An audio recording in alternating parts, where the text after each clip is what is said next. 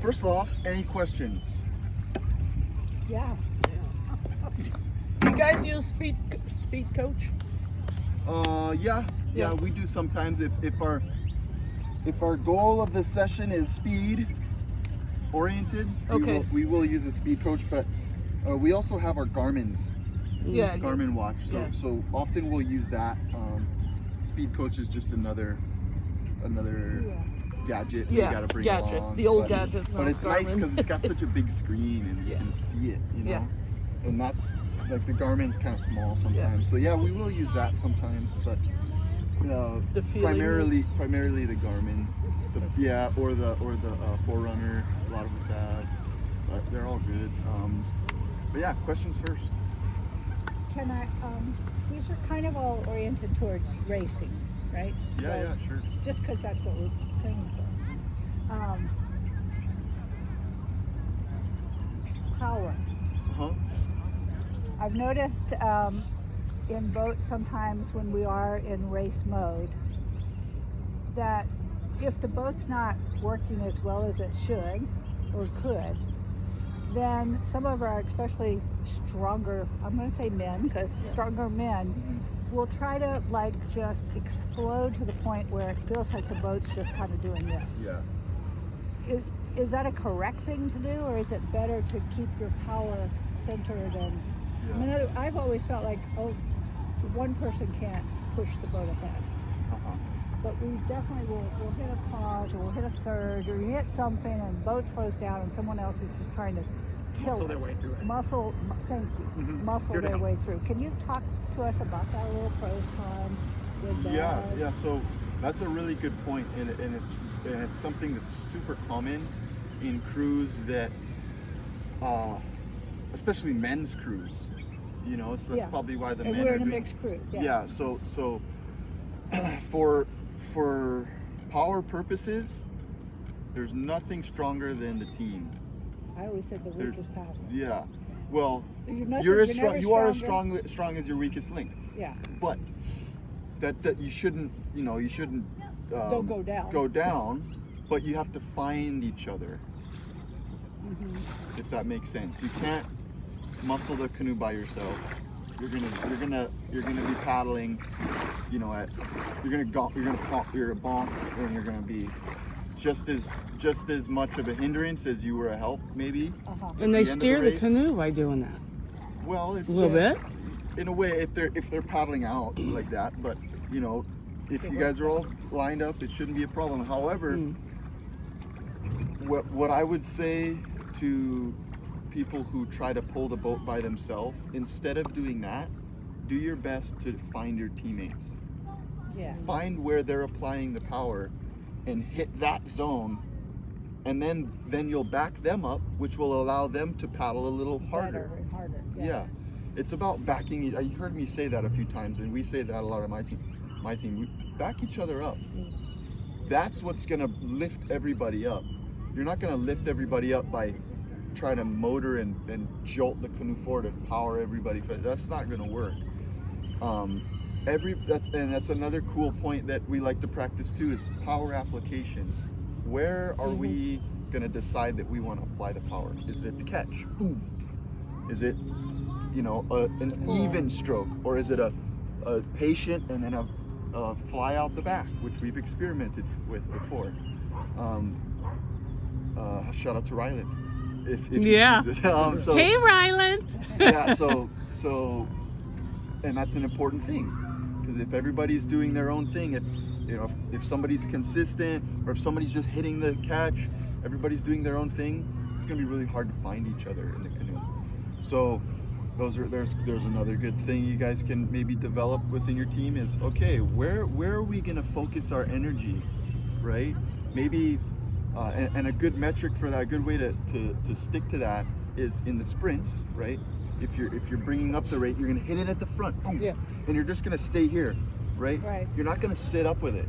On the settle pieces, maybe you're gonna sit up a little bit more, right? And you're gonna be more even, you know. But if you got somebody trying to sprint and blah when everybody else is you know, trying to settle, it's that person's just gonna tire themselves out, and everybody else is gonna feel this. Yeah. when they're trying to paddle. So speaking of So- strength, Look at that boat behind you. Isn't that pretty? Wow. Two 450s. I know. Yeah, there you go. So the answer to your question is, instead of trying to be the difference, try to like make that difference happen within your team, right? So the rest Try to of the back team each can kind of get yeah. back together. Try to find each other, and then in turn it makes it easier for everybody, right? So but that's a really mature way to paddle, really hard to do. Yeah. But once you do it, you see the magic of it, and then you're like, hey, there's no other way, you know. Yeah. But in the moment too, you're frustrated. You're like, oh man, we're in a slump. Let me just try and, Yeah. you know, unfortunately, that, you're gonna fight your teammates. You're gonna fight the It is canoe, fight and you're and gonna flight at that you're gonna point. fight yourself. You know. So what about, sorry, I have 2 more questions. Is that okay? Okay, so speaking of that, you know, you have one person who's like, all right, I'm just going to carry everyone. So we got that figured out. But in a 12-mile race, everyone's should hit a wall at some point. Maybe 4 walls, maybe 1, who knows. What's the best way, when you know somebody's hit that wall, how do we best support that? Because we're all going to go through it, right? So like Lee, if she's stroking, chances are at some point she's just, you know, going to hit that wall. As a 2, I'm pretty used to talking to someone and, you know, just giving them encouragement. She's really good at keeping me at a good pace. That's and, awesome. Yeah, and that's Yeah. why when she's thinking about moving her back, I'm like, oh. That's awesome. But I could be in seat 5 and hit a wall too. It's like, how do we best support our team when Yeah. we know that's happening? Because it's going to Yeah. happen. Well, that comes to another good point of roles in the canoe, Yeah. right? Everybody's got a different role. As you can see, it's a 6-person canoe. No seat is the same, from how you fit in the canoe Yeah. to how the water feels, right? The stroker, what's your role? Right. You're to Setting stroke the the pace. canoe and nothing else. That's it. Set the pace. You're not calling the changes, you're not steering the canoe, right? You're not powering the canoe, you're setting everybody else up. 2 is a similar You're a backup. yeah, I like to say that. You're a support. You're a support stroker. Mm-hmm. You're right there. You 2 are like a unit in that, you know. I like to say there's 3 units in a 6-man canoe. The strokers, the captains or the powerhouse, and 5 and 6, right? It's a and everybody's got their roles, right? These 2 in the open ocean, you see it a lot. The difference is a lot, you know, the roles are a lot more defined. Yeah. Because the strokers, they've got to, you know, wah, wah, wah, wah, wah, wah, wah, and then there's a lot more calls you have in the open ocean as well. Yeah. So you see that a lot more. And then here, obviously, you know, you're not just paddling as straight as a 5. You're also crabbing or kahiing, and you sometimes you will Staying poke. on the same side. You know, if you need to, you'll poke, and so everybody's got their roles. That's how you can best. And if those are defined and followed, you're gonna help your team immensely, right? The strokers, if they're doing their job, if they're one unit, if they're helping the canoe, setting them up, these 2 guys, 3 and 4, they're gonna be backing them up. Whatever their stroke rate is, whatever they call up, right? Seat 3, typically I like to have as the captain seat. You're dictating what's gonna happen in the canoe. Number 4, whatever you hear the captain say, you're gonna back them up. If it's okay, up on the next change, or power stroke on the next change. As number 4, you're typically a stronger person. So it's your job to bear down and, you know, back whatever your captain's saying, right? That's the unit. That's the special unit right there. These guys, they're constantly communicating, right? If 6 seats too far back, they can't see something, 5 seats, hey, you know, we got something coming up, we got a situation here, you know, and then, you know, you can also help, you know, if you feel like if there's a hard wind and, you know, hard wind quartering from your right bow, from your starboard bow, and you're paddling and you know you hear your steersman poking, and they're paddling on the right or the left the whole time, they're trying to keep the nose straight. Maybe every once in a while you take a couple strokes out as a J stroke and help your steersman out, and that's how you support each other, you know. And so it's about finding those defined roles, and as soon as you sit in that seat, knowing, okay, I'm putting on this costume, right? I'm now number who I 5 am. seat. Okay, now I'm a stroker.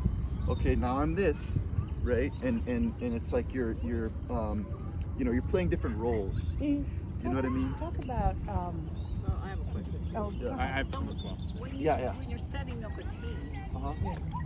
should you like put everybody in the seat that they're most comfortable in, or do you just kind of go, okay, this is what we're gonna do? Well, that's something that has to be analyzed over the season, right? Somebody might really love to be a stroker, but Nobody can follow them. yeah, unfortunately, they don't quite have certain aspects that make them a good stroker, and that's nothing against them, but maybe they're a really good 5 seat Right. and they really help the steersman out, or they're really strong, right?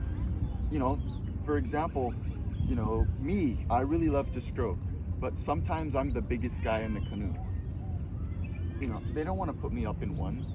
I'm somebody who can help to power the canoe forward, and I realize that as well, and I'm gonna do that for my team.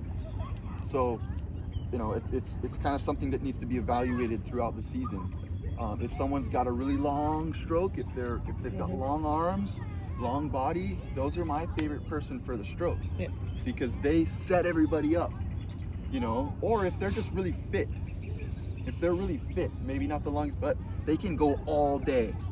That's a good stroker as well. Or somebody who's got a really good voice, really good command of the canoe, really knows how to motivate, or really knows how to use colorful words to elicit change, or is pretty on it in that respect. Maybe they're a good captain. Somebody who's quiet, doesn't really say much, maybe you want to consider them for a 4 seat in the middle of the canoe. They're stronger, maybe they can learn. I always put somebody who's trying to be a captain, or who I think could be a good captain, in 4, so they can learn and listen to seat 3. Yeah. Right? And same goes for 1.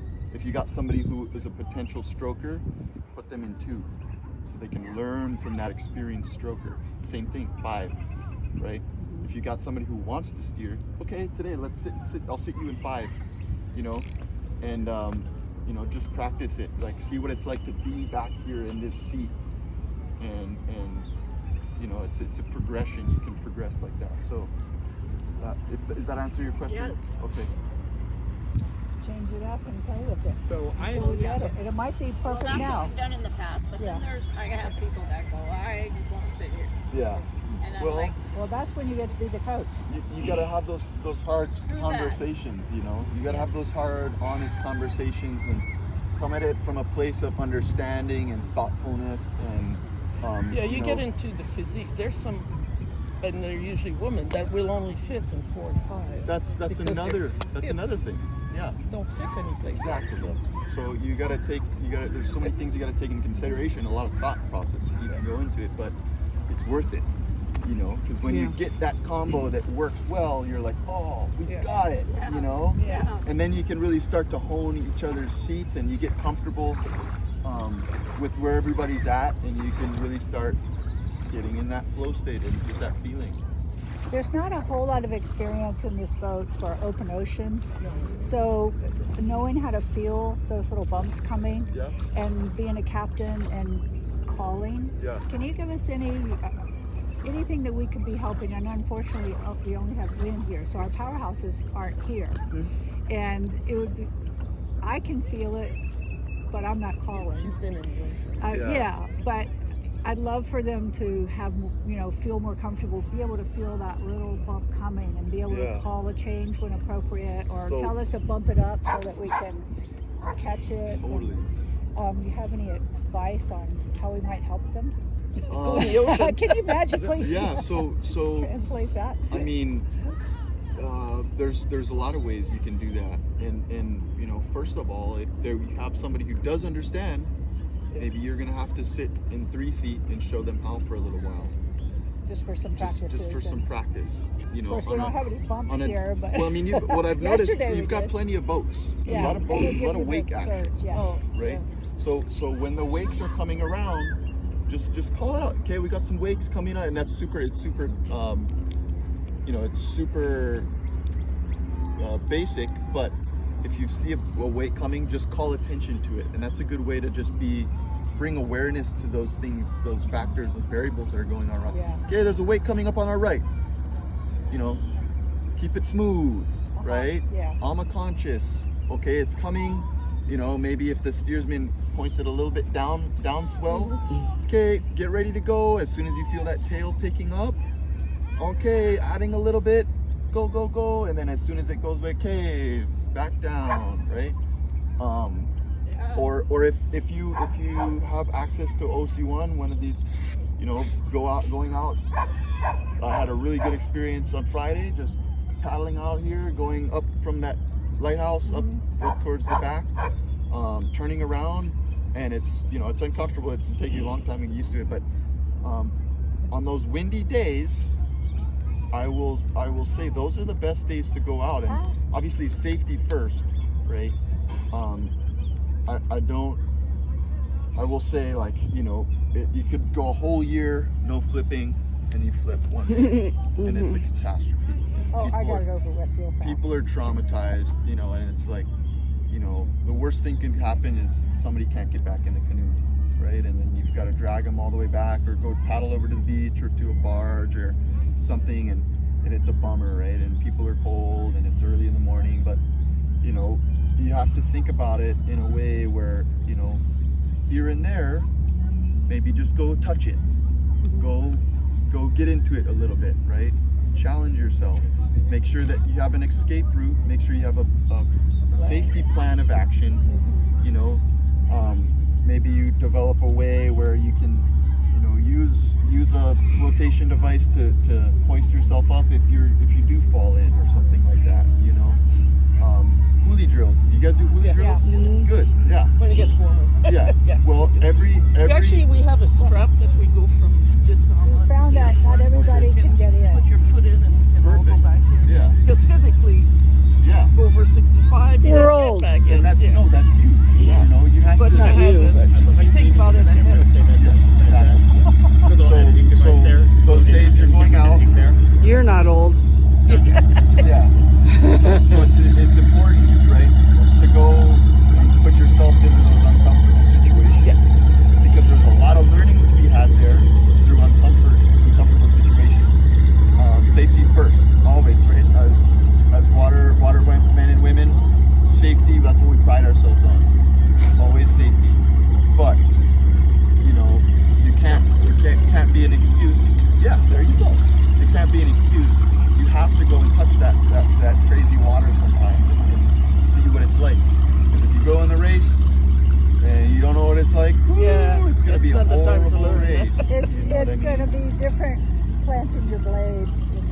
Like Lee knows, you could have swells where you're 1 and 2 sit up in the air most of the time. Yeah. And all you're doing is keeping the pace in the air. Air paddle. Where's the water? Yeah, Air so paddle. All right, go. So I Ian. had 2 questions, both of which having to do with power, incidentally. So one of the things that we practice in our club, there's a couple of different ways. That's either what we call hard sides, where it's like 2 hard changes and then switching over 3 or 4 sides, however much, Yeah. or bump threes, where it's 3 hard bumps just to like get the canoe moving. Right. What are some situations where you would, first of all, like how do you practice those with your club if you do? And second of all, what are some situations where, let's say you have your race pace or your steady pace, whatever terms you want to use going, and you need extra power. And secondly, let's say you're, whether in a race or you're just in a paddle with multiple canoes out, multiple boats out, and someone's close and you want to try and pass them.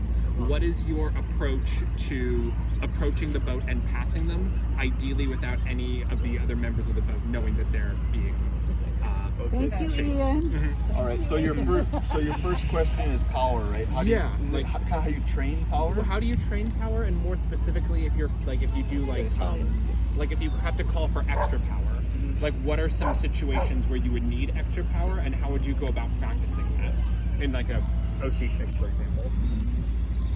So power is pretty boring to train, in my opinion. There's a lot of stops. There's a lot of recovery time. and a lot of short sprints. But I think what he's talking about is, when do you know? I think. Yeah. See if I'm helping you here. You're going along. Number 3 is going to call 2 10s. Okay. What's his strategy? Because did he just like wake up and go, I think I'll do 2 10s, or is it? Or is there a because he feels situational like- reason for it? But if and that's the thing. You're doing a long race. You kind of go off and you drift in your mind, and you kind of come Yeah. back. Well, Tower 10s, if nothing else, it just brings you back for Like a minute. reset, so to speak. It's a reset. But I'm thinking Tower that would be 3s, used or for like when you feel the boat. that's what I mean. Everybody drifts off, and the boat Right, starts and going down. then you want to, wake everybody up. If you Yeah. feel the boat go like lose power. But the other thing, and Ian, please forgive me here. In a race, is Welcome, it better? ladies and gents. Hey, is it? So we're going along and you kind of hit the doldrums. Somebody's going to call power 10s, or maybe they're just going to say hit 3, whatever. But we've got all these boats we're trying to pass. Is it? We want to keep that kind of quiet, right? We don't want to be yelling out everybody going 5, 4, 3. Is that right? I mean, it seems like if we're all making a lot of noise, 1, we're not all paddling, and 2, everybody else in the ocean knows what we're doing. Talk about that a little bit. Yeah, it's just race strategy, and it's kind of how well you know your team and how much you practice that kind of thing. If you We coming do a up lot, on, if you're actually. coming up on them quick, there's a chance you're gonna pass them anyways. You can Right. be as loud as you want. If it's taking you all race and you're about to pass them and you maybe only got 2 miles left, a mile left, you're like, okay, keep this one quiet. We took the whole race to get up to them. Let's just get Just even. don't let them know we're coming. Yeah, don't let them know you're coming, right? So you gotta play it in that respect, where if you're just trying to pass them, you want to add a little intimidation factor. As you guys do the hut all together. But before you get there, you should know how much your boat can power up for and how long. Yeah, like if it's the end of the race, Yeah, all that. and you guys get tired, or maybe if you feel like you're feeling good, okay, we got a good feeling going, ladies and gentlemen, let's smash it down, right? Yeah. And just but you got to know how much you can take. You don't want to gas out at the last Yeah. mile and a half, and you still got to go the next mile, right? Ooh, that sounds terrible. So race strategy is really, really tough because there's so many variables in the moment, and situational, if there's a turn coming up, so there's so many situations, which makes that a tough question to answer. But, Situational. But it's, and the more you practice it, that's why it's great when you guys have multiple canoes going out at one time. And sometimes it might be beneficial to evenly stack crews, so that on days where maybe you got a race practice where you're just practicing racing, evenly stack your crews so you can actually battle with each other. Yeah. If that and we'll do that in training. Even if we have our race crew, it's beneficial to evenly stack teams, boats, so that we can actually have that competitiveness, which drives improvement, right? There's no way you're going to get your heart rate and everything up to that level of racing if you're just out paddling by yourself, or even same thing, if somebody paddles away from you, you're going to give up. You're going to be like, all right, they're gone, I'm just going to go back. You know what I mean? If they're no, and this is from experience. Like if I'm in a canoe that's like, that's our racing crew, and we leave our second crew, we're out there just like, okay, we're scot-free, we're good, and maybe we're still trying hard, but in our brains we don't have that. They're right there, let's go. Demotivating when Exactly. So there's a benefit to that. Not every day you want to do that, but those days where maybe you're practicing racing, or you're going far and you want to keep the canoes close, for safety reasons, but also that competitive factor. Evenly stack the crews, right? And it also gives you that adaptation factor where, okay, now I'm in a different canoe, I got to put on these shoes, I I got to play this role, you know, and you become a more adaptable paddler as well.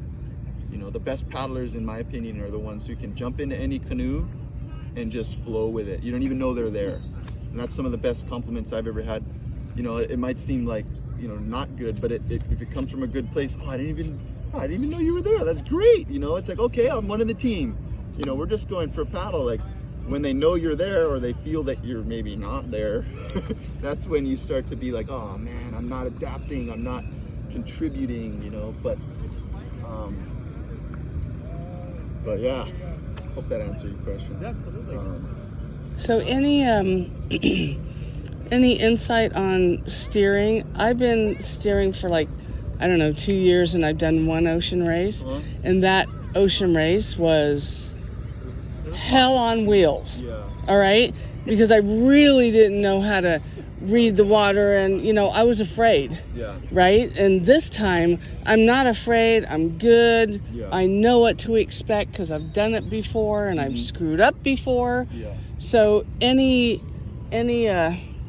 insight on steering? Steering. You know, I've only steered so many races in my life, very little in fact, but I've done a lot of OC1 races, a lot of V1 races in Tahiti, where there's hundreds of paddlers on the starting line, and you're like, you know, all you have is your paddle, is your steering, you know, Yeah. you're like, it's the most hectic thing you've ever done. But as a steersman, and you're in charge of your own canoe, you've got to be honest with yourself, right? Is lining up in the front row in the middle of the pack the best idea for me? Am I gonna win this race, or am I gonna, you know, am I just trying to beat that other team over there, that Masters team, right? Maybe line up to them. Maybe line up where you know there's gonna be clean water, because the start is the most critical point in a race, where there's the most danger, you know, the most danger variables, right? Everybody's right there, and you know, there's escort boats, everything. So that's the most hectic part. If you can survive and get a good start, then the rest of your race is set There's a lot of adrenaline there. up.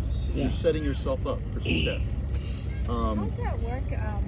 We're going to be probably one of the few boats that are in the Bradley. Okay. They'll mostly be unlimited. Yeah. So a good chance that they're going to scoot out a little bit faster than us. Any ideas on, for Michelle, best way she can handle suddenly everybody kind of Yeah. going ahead? So what I'm talking Just realized it's gonna water, happen. clean water, right? So oftentimes if you start on the front line, which I know in the Southern California races, sometimes there's two lines because the field is so large. If there's two lines, just go in the back or off to the side where you see clean water. That's the safest way, and it's oftentimes, you know, you actually get more out of that than trying to get into the pack with everybody, and everybody's pushing you and you're stressed out, you know, you're banging canoes, banging paddles on amas. If you can just get that clean water, and oftentimes if they go ahead, they'll actually pull you with them. Or You just know. run them over, Michelle. Yeah. Okay, You're No. bigger. You're going to be But- a bigger, but it's- heavier boat. It's safe. that's a strategy. And going, you know, I've done the Hub Nui 3 times. We've broken 4 amas in those 3 races, and it's a 3-stage race. So this past year we broke 1 ama. We had to change it mid-channel, right? And we were at the start of the race, we were in like 5th place out of, you know, 45 of the best paddling teams in the world. But because of that broken ama, we dropped back. We had to, you know, we took 10 minutes, almost 10 minutes to secure our ama back on. The year before, we broke 2 amas, one on the first day, one on the second day. And we didn't have to change it, but it cost us a lot of time because our ama filled with water. So in retrospect, instead of lining up in the middle of the chaos, we could have done way better with our performance if we just lined up where there was free water. So that'd be my advice. How'd you break your ama? Crashing? People smashing into us. This Don't past like year that. we were right neck and neck with Shell. And we got ahead. Oh, really? And then somebody went boop, like hit our back. Nothing we can do. We just go right into Shell. and our ama comes up and gets pierced by their polevoi. Just, oh my goodness, what a tragedy, right? Midway through the channel, we see our amas like halfway underwater. But oh, we should probably change it. We jump out, cut the rubbers. You had one extra one with you? Oh yeah, we know. Really? Everybody does. That's like a. Was that in your follow boat? Yeah. Yeah, it was in your follow boat. So Where do you put the ama? safety- On top of the other ama? No, it's in their follow boat.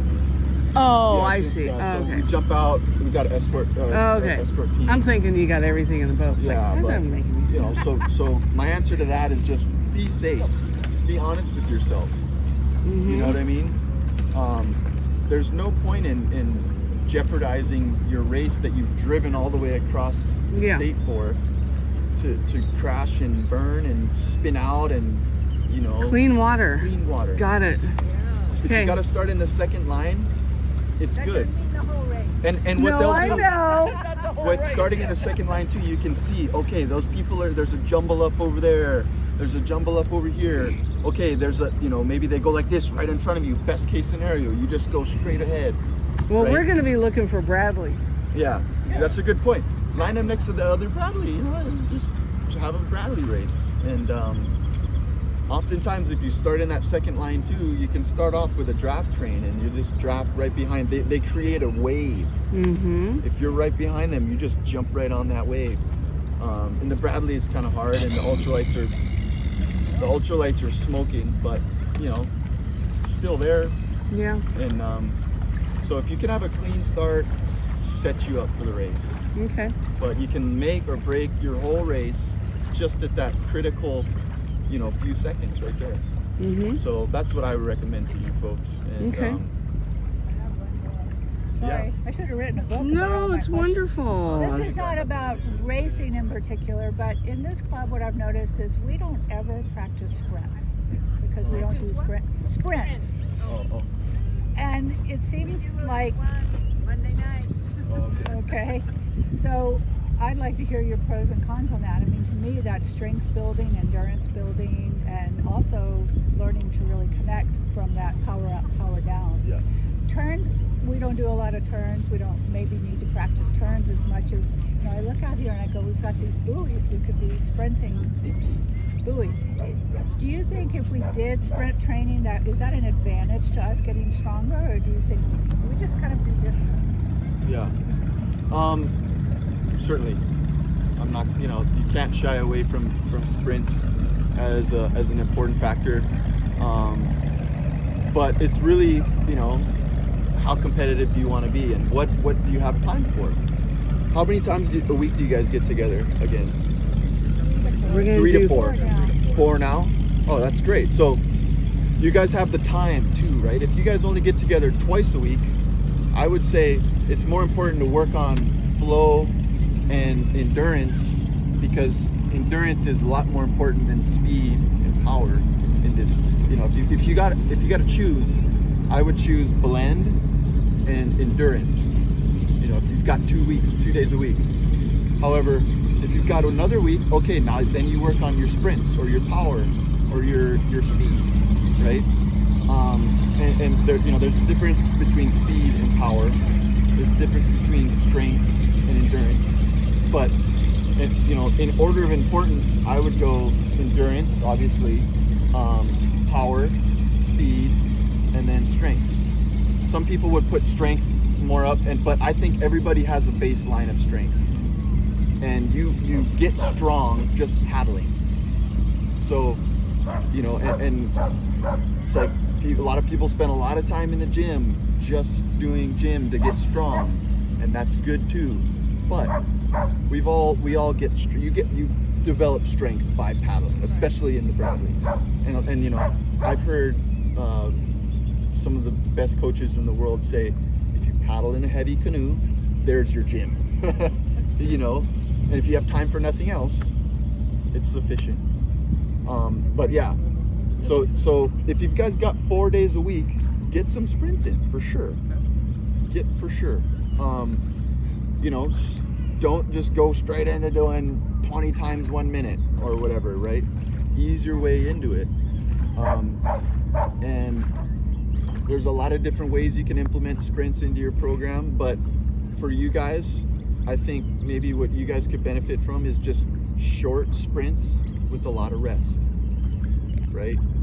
Because you're getting that power and that speed aspect, but you're allowing your body to recover because it's hard. And like I was talking about before, longevity is king, in my opinion, right? I want to be paddling in a, like when I look up to you guys because of that fact. You guys are hammering, and you know, I'm beating up my body and I'm getting all kind of overuse injuries, but I'm learning how to incorporate and be more longevity minded, right?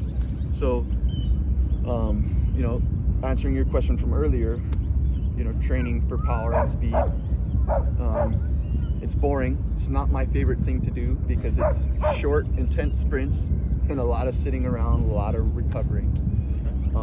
But when you're doing your endurance days, your long paddles, you're gonna realize, okay, when a little up is called, oh, I've got a little more, and you know, there's a little more liveliness to the canoe.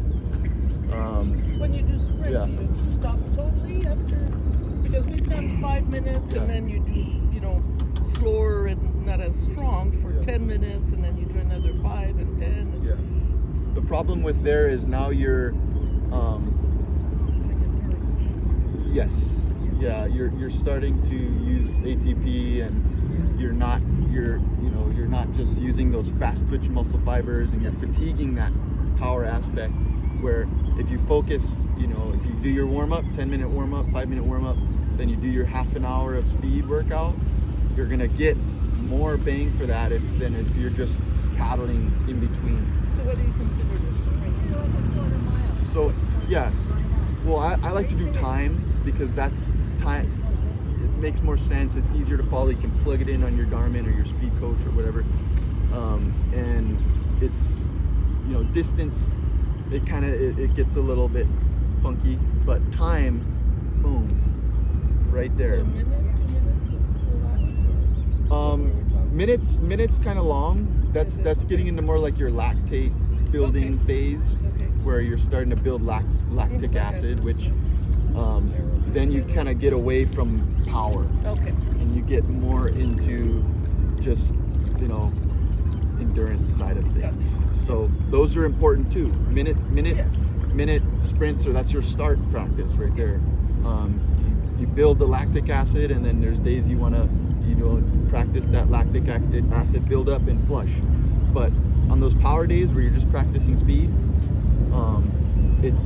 I think the ratio is 1 to 5, 1 being your effort and your 5 being your rest. But it can go down to 3 too. So 1 to 3 or 5. But 3, it gets real dangerous. You got to have a real short effort in order for it to work, because you get your heart rate up, and then, you know, if it's a 15-minute piece, you know, you can't even get your heart rate up in that amount of time, and then it's still going Yeah. through your Because as you get older, it's harder to go back exactly down. through your rest. It's still going. So We're sorry. yeah, no, There's a big one for you. I wouldn't go anywhere above like 30 to 40 seconds at the most.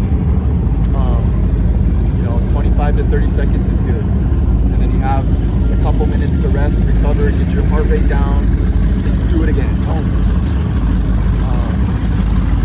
You don't have a watch. 2, 3, maybe even 4 sides. 4 sides is getting pretty long, but 3 sides, 2 sides is good. Assuming you're doing 8 to 10 strokes per side.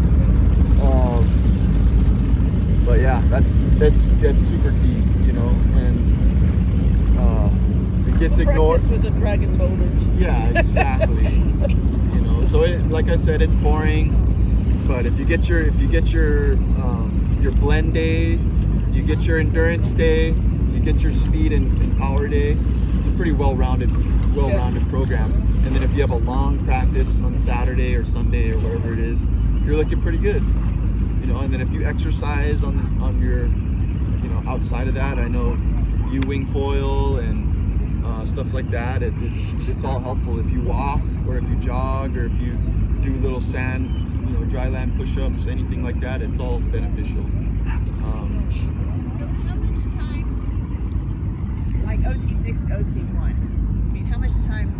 How do you divide your time?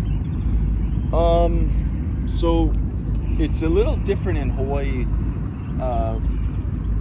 where it's which I wish it wasn't, but it's very strict. Like, you have your OC1 season and you have your OC6 season. Yeah. And a lot of times we don't really intermingle. Sometimes at the end of the OC1 season, we'll start to kind of just do like, building foundational days for the 6th season coming up. But I noticed when I spent 3 years in California training with NAC, they paddle both year round pretty much, and it's beautiful. I love it because you don't get burnt out on either one. Yeah. You get to have your fun OC1 sessions, because for me that's where the fun is, and then you get to have your technical, foundational days, team-based days on the 6-man, which is also fun. But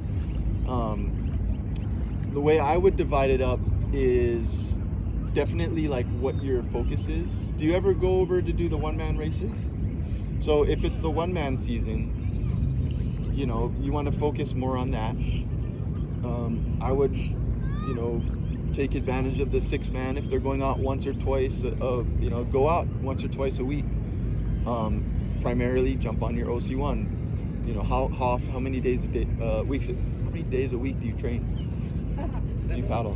7. You need a rest day, I first know, of all. I made myself take a day off. Yeah. She's the only one. She's an animal. Yeah. So, Mirrorless fall away. and Yeah. so there's a I have spectrum, to. right? So to make this a well-rounded question for everybody, there's a spectrum of people who train. Yeah. If you train 4 days a week, during 6-man season, I would devote those to 6-man. But it's always great to get a one-man day in. It's just so good for cardio, to learn how to move your own body weight. You also learn a lot about the ocean, because you're steering, you're in charge of your own canoe. Not the ocean, I guess the lake. You always know where the wind's coming from in an OC1 or in a V1. Yeah. You sometimes you can forget about that in the 6-man, because you're not in charge of that unless you're steering or in your 5-seat. You learn a lot through going in the OC1, from conditions to how to move your own body and efficiency. If you're paddling twice the stroke rate of the person next to you, you're going the same speed, they're more efficient. You got to learn how to match that efficiency, right? And so I think it's important for everybody, but you also got to take into account your time. If you're devoted to your 6-man, it's fine, focus on that. But if you like doing both, you want to do both, I'd say it depends on the season. So 1-man season, a little more time on the 1-man end. 6-man season, a little more time on the 6-man end. Something we used to do at NAC, in the mornings we would go OC1. We would probably do it like 2 or 3 mornings a week. The other 2 mornings we would do strength and running, or strength and conditioning, so running and gym. And then afternoons we'd go paddle, 6-man. And then the weekends we would do 2 hours on the OC1 and about 2 hours to an hour on the 6-man. So it was, and we were training to win Catalina. We were trying to beat Lanakila, right? So that was our training program with Micah Scott, Will Rankenstein, and those guys. And, so yeah, you just make it to your schedule, right? But be realistic, and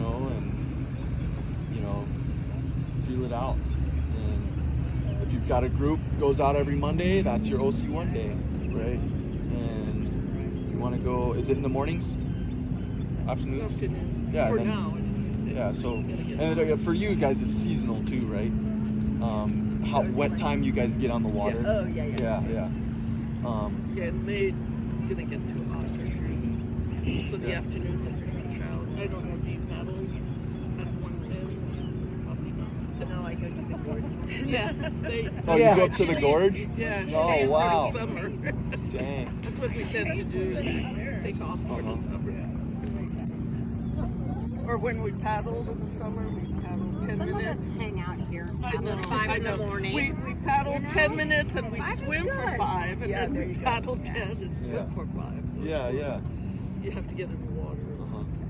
So is you want a more specific? Is that a good answer? No, you want a that's- no, specific? that's- I can no. give you more specific. Okay, cool. Yeah. You know, there's no one way of answering that. It's like everybody's got different schedules. Everybody's their own individual. Yeah. You But know. we have people that still work, and that Yeah. makes it difficult. And so it's a little different for Yep. individuals, but for But teams. you work, so you know Yeah. the difficulty of time. Right. And fortunately for me, my work, you know, a lot Yeah. of it is paddling. Yeah. So. What a great job. Yeah, it's like, you know. Telling ya. Somebody's got to do it. Yeah. When do you farm then?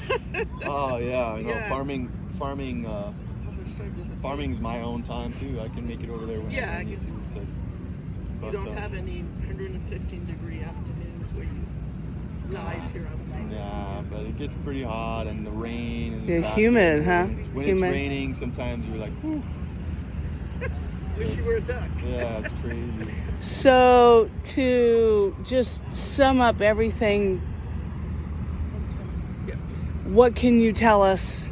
Yeah, just to sum up the days that you've been here and hanging out with us, just to end your video.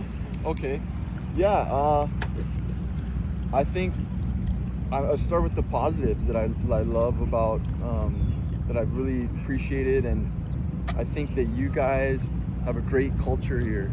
And you know, I was talking to Swan, and she was like, "Yeah, we waited a month to paddle our new canoe because we wanted to bless it and go through that process." And she was like, "Is that silly? Is that right? Is that what?" And I was like, "You know what? You know, we got teams in Hawaii that get a canoe and they can't wait to go out, and it's like, you know, to have that culture that and that you know, that what is the word that I'm looking for? You know, self-restraint and discipline, Focus and to do what you know is right. You know, is Yeah, for everybody. by the sport. That's what makes paddling special, right? That's why we name our canoes. You know, that we don't. It's not just a car or a surfboard, or this is a part of our team. This is a part of our club.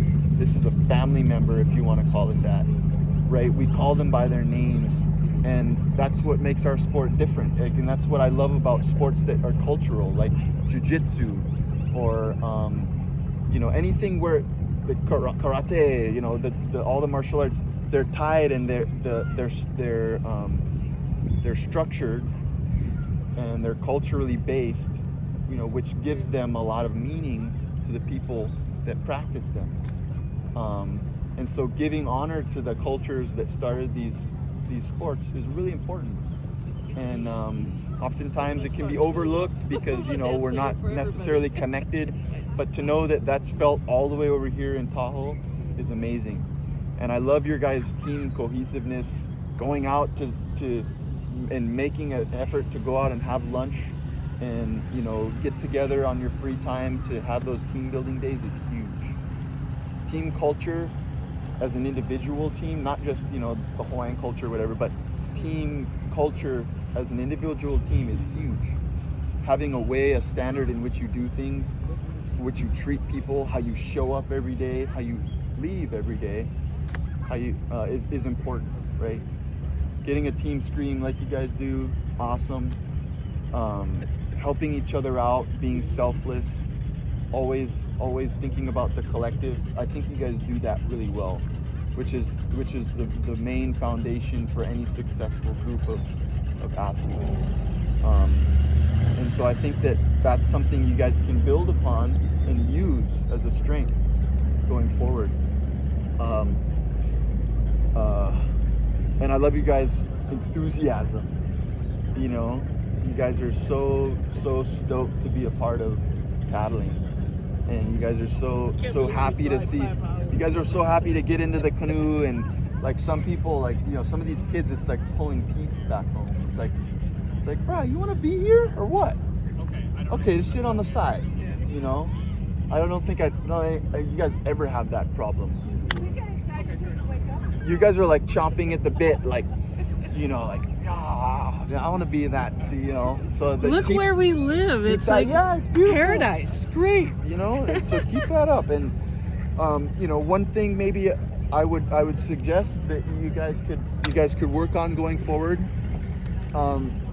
is just, you know, being more methodical and thoughtful about how you're going to make those improvements to get better, right? I think you guys do that already, but just going outside the box. Like today was awesome to see how you guys improved. What I did with them today is, you know, we went out, warm up just super long. I was stroking and 40, yeah, maybe? super slow, just super slow. And they were like, there's no way this is helpful. But, you know, my point was, you know, you'll see why. So we went up and then we came back down to a certain point, and we came down even more to just an insanely slow rate. We went back up to that in-between space. We found the water and it wasn't awkward anymore. Yeah. But it's about finding the water and being efficient and not slipping. So when you're just, if you just practice like this all day, you could miss and have 100 strokes that are not really helping you. But if you are going at a stroke rate like this and you're taking your time, you're trying to make the most of every single stroke, else you're not going to go nowhere, right? So it's teaching your body to be efficient. It's teaching your body to find the water, and you're working together with timing and power application to still make them both move. Then when you pick it up, you have that base, you have that foundation to then move the boat faster. So, and at the end of the practice, you guys were moving and grooving, and I was like, that's a great feeling. Like you guys are, you know, you guys are getting there. And that was only one practice. One practice. So it's about making yourself uncomfortable a little bit and going outside of your comfort zone, whether it's the sprints, whether it's just taking it down to an insanely slow stroke rate. You would never do that in a race. But there's a practical and useful application as a tool for training that would take you far. So just expand on your weaknesses. You know, you guys will know once you do your first race, okay, where do we need to improve? You know, maybe do some research. You can always call me if you need to. Call somebody you know. Call somebody you know that, you know, you can just bounce ideas. It's always about thinking, you know. But yeah. Well, thank you so much. We just love you. Yeah, you guys are awesome. Just stay. That's great. Just stay, okay? That was awesome. Come to Hawaii. Yeah, would love to. Yeah. All right. All We'll right. see you soon. More? Oh, awesome.